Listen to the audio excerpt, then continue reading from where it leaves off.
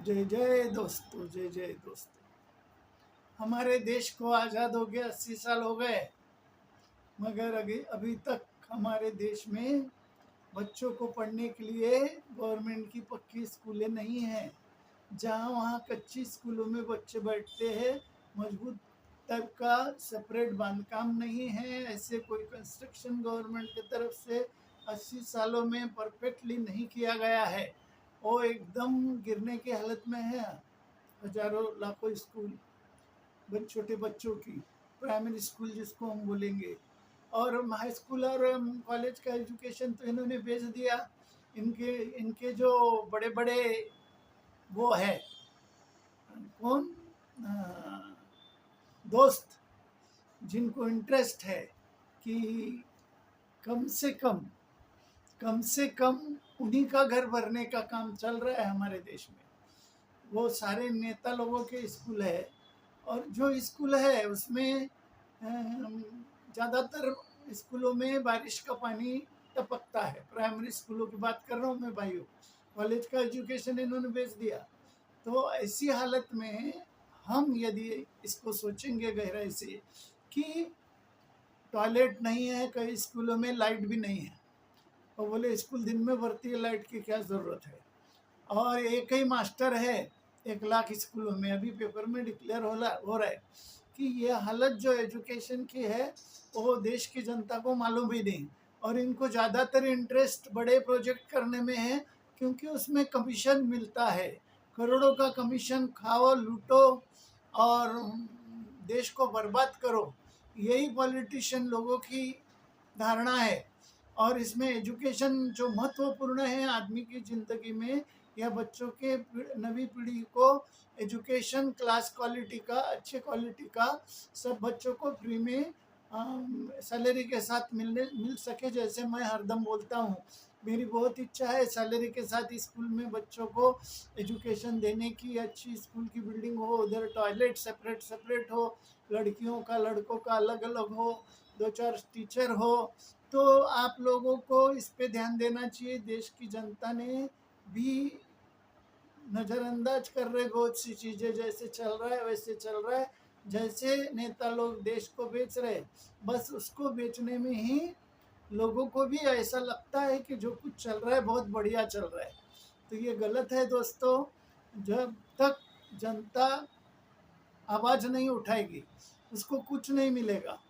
और ये गवर्नमेंट तो बिल्कुल ही नाकारा निकम्मी गवर्नमेंट है। बीजेपी की नहीं, सारे कांग्रेसी या सारे पॉलिटिशियन लोग बेकार है। बेटर है कि वो राजेशाही प्रेसिडेंट रूल चालू हो जाए देश में, मेरे जैसा आदमी कोई राष्ट्रपति बने जो 1 घंटे में लोगों को 60-70 करोड़ जॉब दे सकता है, या बच्चों को फ्री एजुकेशन दे के सैलरी दे सकता है, या पूरे देश में एजुकेशन मैन्युफैक्चरिंग रेट में मटेरियल दे सकता है। अब आप बोलेंगे ऐसा कहीं नहीं है, मगर है। आप दुनिया घूमे नहीं है तो आपको मालूम नहीं है। ईरान जैसे छोटे से देश में लड़कियों को लड़कों को फ्री एजुकेशन दिया जाता है। वहाँ 100% लिटरेसी है लड़कियों के बारे में, लड़कों के बारे में। फिर हमारा देश में क्यों नहीं है? हमारे देश में भी होना चाहिए। चाइना जैसा हम भी आगे बढ़ना चाहते हैं। हर बच्चा आगे बढ़ सकता है। सिर्फ पैसे वाले के बच्चे पढ़ेंगे और गरीब के ऐसे ही पीछे रहेंगे। तो आप उनकी सूरत देखो, उनके माँ बाप की, उन बच्चों की।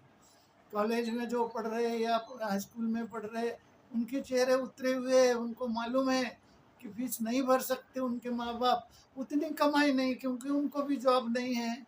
तो इसलिए मेरी जो कॉन्सेप्ट में लिखा है कि भाई हर आदमी को जॉब मिलना चाहिए, वो एजुकेटेड हो या ना हो, जो भी काम कर रहा है।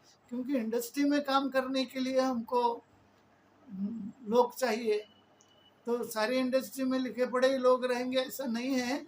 जो लेबर वर्क है उसके लिए नॉन एजुकेटेड आदमी जो अभी घरों घरों में है, उनको भी हम जॉब दे सकते हैं।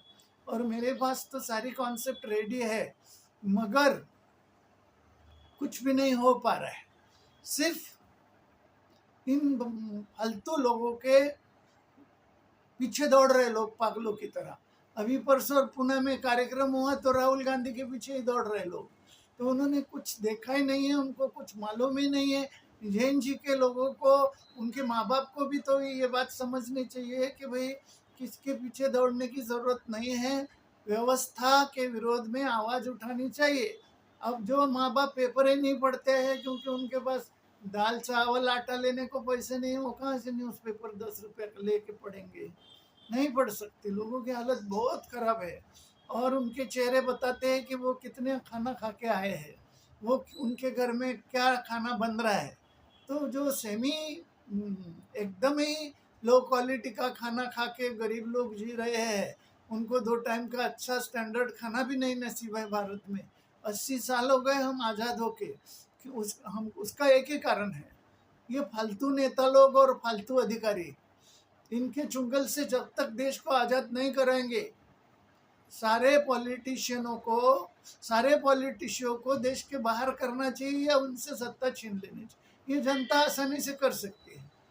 और आमदार खासदारों को रिजाइन कराना है, गवर्नमेंट गिर जाती है, फिर प्रेसिडेंट रूल लगवाने को लगा देते हैं, तो प्रेसिडेंट रूल एक आदमी चलाएगा मेरे जैसा। और ये जो व्यवस्था है डेमोक्रेसी की, ये गलत है। इसमें विपक्षी वाले भी मिलके बांट के खा रहे हैं। कारपोरेशन में जाके देखो, 2-3% कमीशन विपक्ष वाला भी ले रहा है। वैसे केंद्र सरकार में भी वही चलता है, ये देश को बांट रहे और लूट रहे। तो ये लूट पाट खत्म करो, और ये जनता ही कर सकती, बाकी कोई नहीं कर सकता। जनता को ये समझना चाहिए कि भाई किस चीज़ को ज़रूरी है और किसको नहीं है। ये पागल के जैसे मोदी पागल है, दिमाग में उसके फर्क है। वो अदानी को प्रॉफिट पहुंचाने के लिए हवाई अड्डे बनाने में शुरुआत किया, हजारों हवाई अड्डे बन रहे हैं, तो लोगों के पास खाने को अनाज नहीं है, हवाई जहाज में कब बैठेंगे 10,000 का टिकट लेके? पहले तो 2-3 हज़ार में टिकट मिलता था, वो भी अभी 10,000 कर दिया। तो जब से मोदी ने कार्यालय बांधने को चालू किया है भारत में, वो लूट खसोट ही चालू किया है उसने। इंडस्ट्री, बड़े बड़े मेट्रो स्टेशन, ये वो जमाने भरे का देख के आता है, उधर इधर करता है। हमारे देश में बेसिक फैसिलिटी नहीं है, बच्चों को अच्छे स्कूल नहीं है, वहाँ 2-4 मास्टर नहीं है, वहाँ अच्छा स्टैंडर्ड एजुकेशन नहीं। बच्चों को बैठने को मैं कई स्कूलों में देखा जाके, बोले सर हमारी छत टपकती है। मैं बोला स्लैब डाल देता हूँ, तो बोले आप एक स्कूल को डालेंगे, बाकी स्कूल में क्या करेंगे? ये देखो कितना हाल खराब है। कोई भी स्कूल में जाओ, बच्चों को पहनने को अच्छे कपड़े नहीं है, किताबें नहीं है, ये बहुत सी चीज़ें हैं। और इसके लिए दोषी सर्वथा पॉलिटिशियन है, बाकी कोई नहीं है। इसका एक उदाहरण मैं आपको देता हूँ। चाइना में पॉलिटिशियन अच्छे रहे तो वो डेवलप हो गया, तो हमको भी उस टाइप से डेवलप होना चाहिए। ऐसे सोचो, चाइना जैसे, रशिया जैसे, या वो मुस्लिम देशों जैसे, अरब देशों जैसे, तो वो उसमें राजेशाही चल रही है 50 देशों में। वहाँ कहाँ डेमोक्रेसी की इलेक्शन है? उन्होंने कहाँ अंग्रेजों का सुना? जो सुना है वो लोग खड्डे में ही है। अमेरिका भी आज खड्डे में ही है, वो कोई आगे बढ़ा नहीं है, उसमें कुछ नहीं होता है। सिर्फ यहाँ के मजदूर मजदूरी करने को जाते हैं, उनको लगता है 15,000 रुपये मजदूरी मिल रही रोज की, या 10,000 मिल रही, या 5,000 मिल रही, तो हम बहुत कमा रहे हैं और वो बहुत अच्छा देश है। मगर ऐसा नहीं है। हमारे देश में लोगों को दिमाग, बच्चों को, बहुत होशियार बच्चे हैं हमारे यहाँ के बच्चों को। Quality education, equality, equal opportunity, यानी समान संधि, समान मौके, और सारी चीज़ें यदि गवर्नमेंट देना चालू करे तो हमारा देश में 2-4-5 साल में बहुत तेज़ी से आगे बढ़ सकता है।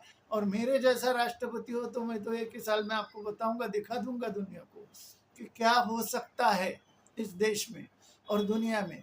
तो ये समझो भाइयों, और नहीं समझोगे तो ये ऐसा ही चलेगा। और ऐसा कब तक चलेगा? ऐसा ज़्यादा देर तक नहीं चलने देना चाहिए। ये जनता की जिम्मेदारी है, और जनता इसको समझे ध्यान से कि भाई क्या करना है।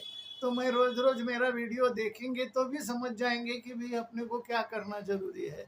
सत्ता कैसे हाथ में लेने की है।